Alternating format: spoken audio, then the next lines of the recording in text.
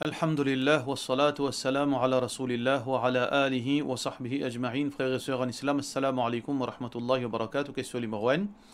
Et moi, je mets bracelet dans les dents, mais style, moi, les dents, ils pas fait bien.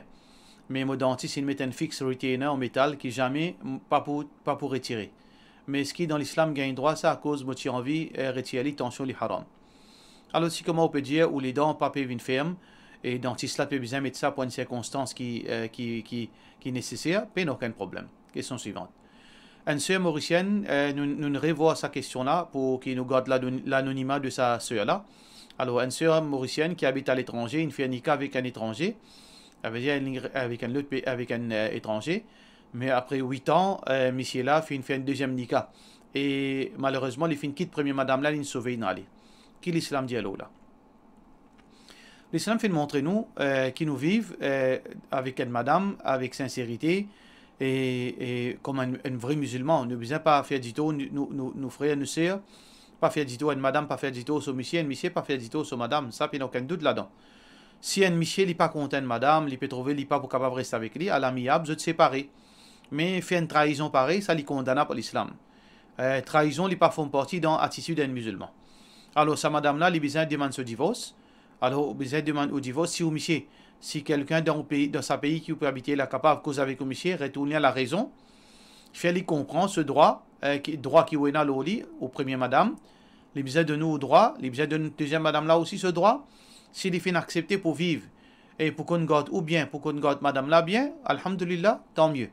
Mais s'il n'est pas légué tout même, là, on peut besoin trouver une société dans l'endroit pour capable de faire ou demander au khula ou demande de séparation pour capable de refaire la vie, Inch'Allah. Question suivante.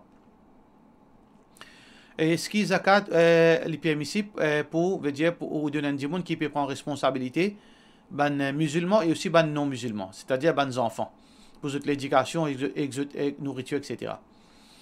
Alors nous gagnons droit définitivement pour musulmans, pas aucun problème. Pour un non musulman, nous supposons agir bien avec non musulmans. Allah subhanahu wa ta'ala peut dire dans le Coran. Surah Mumtahina, Ya ayyuhalladhina amanu, Allah subhanahu wa ta'ala dit La yanhakumullah, Allah jamais n'empêche La yanhakumullah anil ladhina lam yuqatilukum fid din. Concernant ban non-musulmans qui ne peuvent pas la guerre avec eux dans la religion, Walam yukhrijukum min diyarikum, ni peut pousser eux depuis la case, Antabarruhum, qui eux agissent bien envers eux, Wa tuqsitu ilayhim, et faire justice envers eux. Alors, nous avons le droit d'une charité, ben, nos musulmans, nous avons le droit de manger boire, nous avons le droit d'une ration, nous avons le droit d'aider les autres, supporter les autres moralement, dans toute façon. Mais la question de zakat, non. Zakat, elle est seulement, veut dire, exclusivement pour les musulmans. Alors donc, Allah subhanahu wa ta'ala, ce Nabi sallallahu alayhi wa sallam, un jour, il a envoyé Mu'adh ibn Jabal, il a envoyé à Yémen pour faire da'wah. Là, Rasulullah sallallahu alayhi wa sallam, dit, فأخبرهم, alors dire, ça ban djiboun là, qui fait une vie de musulman, si je fais une vie de musulman, si je fais accepter tawhid, je n'accepte pour faire salat, diazut, inna Allah veut dire, qad farada alaykum sadaqatan, veut dire qu'Allah subhanahu wa ta'ala impose aux autres zakat, tu'khadhu min aghniyaihim, et qui prend depuis ban riches parmi eux en tant que musulmans, wa turaddu ala fuqaraihim, et donne ça aux autres ban pauvres. Veut dire ici, il est spécifié, ban pauvres et des musulmans. Alors donc, il y a une divergence entre ban ulama. Et dans ban ulama, il y a un consensus là, les 4 mazhab là, hadith clair là, c'est que zakat est exclusivement pour ban musulmans. Ça veut dire qu'on n'a pas gain droit donne aux zakat qui piale dans distribution envers ban non musulmans. Mais ça n'empêche si on a envie d'aide ban enfants non musulmans ou capable de faire aller à travers sadaqa avec ou ban les autres l'argent halal lillah mais non pas zakat. Question suivante. Salam alaikum, est-ce qu'il y a un droit investi dans Treasury Securities, Government Securities? C'est un papier qui est issu par la Banque centrale pour le gouvernement. Et puis, il y a un risque là, si pas pour perdre l'argent, ni pour prendre l'argent là pour aller donner loan comme la banque commerciale fait. Pas gain droit. Du moment qu'il y a une bonne, ça veut dire qu'on peut donner l'argent dans Government Securities et à la fin de terme là, on peut gagner l'argent en plus. Comment on gagne l'argent en plus il vient l'intérêt? Ça veut dire qu'il y a 2 problèmes. Peine à risque, ça veut dire qu'on peut mettre un argent fixe déposit qui ou peine à risque perdu. Et en retour, on peut gagner un argent surplus. C'est ça même qu'on appelle loan. Ça veut dire que ça qu'on fait là, on fait donne gouvernement un loan. En retour, le 10 ans, le 20 ans, les de nous, elles leur remplissent. Ça, c'est totalement haram. Ça même qui appelle l'usure. Question suivante. Salam alaikum. Est-ce qu'il joue Jumu'ah, il y a 4 rakats sunnah muakkada avant salat Jumu'ah et 6 sunnat muakkada après salat Jumu'ah. Et l'opinion plus authentique, c'est que avant Jumu'ah, il y a sunnah. Il y a nafil. Ban sahaba de type rentre masjid bonheur. Le jour de Jumu'ah, tu peux faire plusieurs nafil. 2, 4, 6, 8, 10, 12, 20. Quantité de temps qui est capable, ou faire nafil. Ça, oui. Mais après salat Jumu'ah, oui, il y a sunnah. Mais seulement, les ulama divergent. Parce qu'il y a plusieurs hadiths. Il y a un hadith qui est rapporté par Abdullah ibn Umar radiyallahu anhu qui dit que Rasulullah sallallahu alayhi wa sallam qui dit Kana la yusalli ba'da al-jumu'ah hatta yansarifa fa yusalli rak'atayn. Qui est le prophète sallallahu alayhi wa sallam, il n'est pas typé faire salat après Jumu'ah, excepté quand il retourne la case et il typé faire 10 rak'at. Hadith qui trouve dans Bukhari. Par contre, il y a un autre hadith qui est rapporté par Abu Hurairah radiyallahu anhu qui dit que Rasulullah sallallahu alayhi wa sallam idha salla findiya idha salla ahadukum al-jumu'ah quand il dit faire salat Jumu'ah فليصلي بعدها أربعا qui fait 4 rakats après cela. Ban ulama fin diverge l'oula. Et na ban ulama dit après Jumu'ah il y a seulement 2 rakats. Et na ban ulama dit après Jumu'ah il y a seulement 4 rakats. Et na ban ulama dit li dans nous optionnel. Si on veut faire 2 ou faire 2, si on veut faire 4 ou faire 4. Et na ban ulama dit que si vous pouvez faire dans masjid ou faire 4. Mais si vous faites dans la case ou faire 2. Et man ulama dit 6 rakats basant le l'autre hadith qui est rapporté par Ali bin Abi Talib. L'opinion plus authentique c'est que on a option soit on fait 4 soit on fait 2.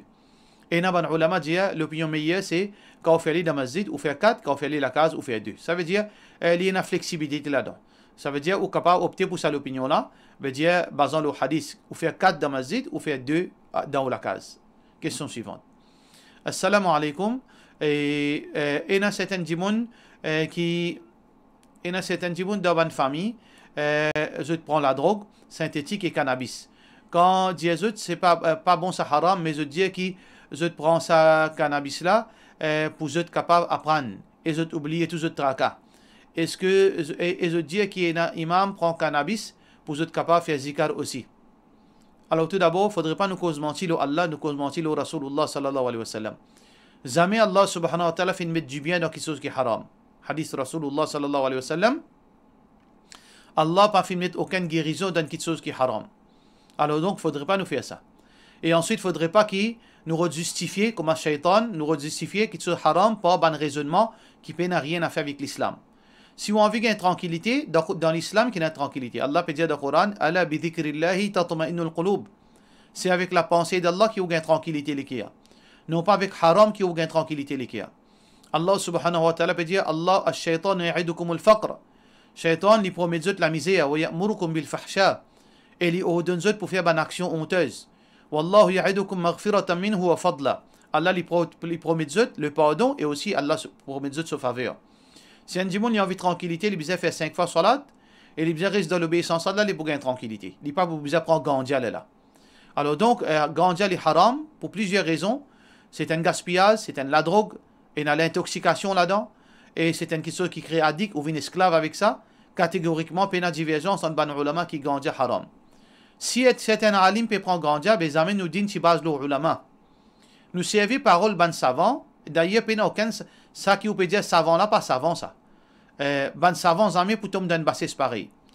Mais malgré ça, nous disons, nous pas suivre savant, nous. Nous prenons savant d'explication pour nous gagner compréhension. Mais nous suivons le Coran avec sunnat Rasulullah sallallahu alayhi wa sallam.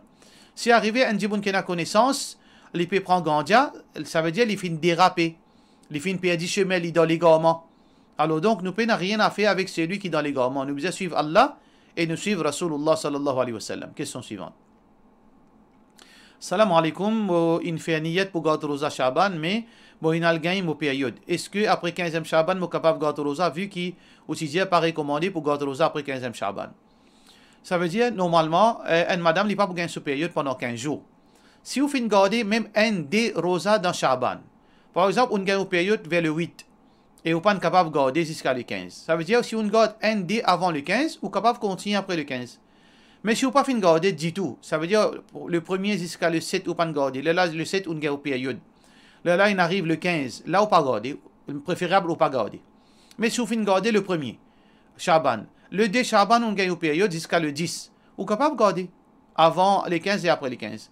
Ou bien on garde 3-4 jours après on gagne une période, après les 15 on garde, pourvu que ces 15 premiers jours là, au moins on garde un rosa. Question suivante.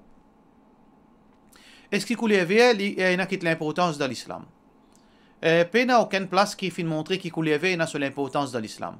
Au contraire, Rasulullah sallallahu alayhi wa sallam dit il bisul bayad, veut dire habillé en blanc. Mais il y a coulé pour eux c'est blanc. Pour ban hommes, mais il y a coulé c'est blanc. Pour ban madame, tout meilleur couleur c'est ban couleur qui pas attirant. Noir, ban qui chose foncée, ban couleur foncée, qui sobre. Veut dire qui sombre. Alors donc, pour ban hommes, meilleur couleur c'est blanc. Par contre, ça, raisonnement que vert font partie de l'islam, ça veut dire beaucoup du monde fin prend ça repère parce que d'hommes qui dans Masjid Nabawi, qui en bas là, il y a un qabar Mubarak Rasulullah sallallahu alayhi wa sallam, ça d'homme là veut dire vert, je te prends autre repère avec ça. Mais connais que ça d'homme là, les nouveaux ça. Pas tiens à d'homme avant. D'homme fin vini 700 années après, 7 siècles après la mort Rasulullah sallallahu alayhi wa sallam. 700 ans après, les là qui fin construire un dôme, pas un calife, veut dire un sultan qui s'appelle Qalaoun. Qalaoun qui finira ça 700 ans après. Et ce dôme là, tu coulais 10 bois, tu en 10 bois. Ensuite, il finit une couleur blanc. Ensuite, il finit une couleur blanc. Ensuite, il finit une couleur bleue. Ensuite, il finit une couleur vert. Ça veut dire, originalement parlant, dôme là, tu coulais 10 bois. Ensuite, il finit une couleur blanc. Ensuite, bleu. Tout dernièrement, il finit une couleur vert. Alors donc, couleur vert n'a aucun mérite, n'a aucune vertu spéciale en islam. Pour cela, nous disons, wassalamu alaikum wa rahmatullahi wa barakatuh.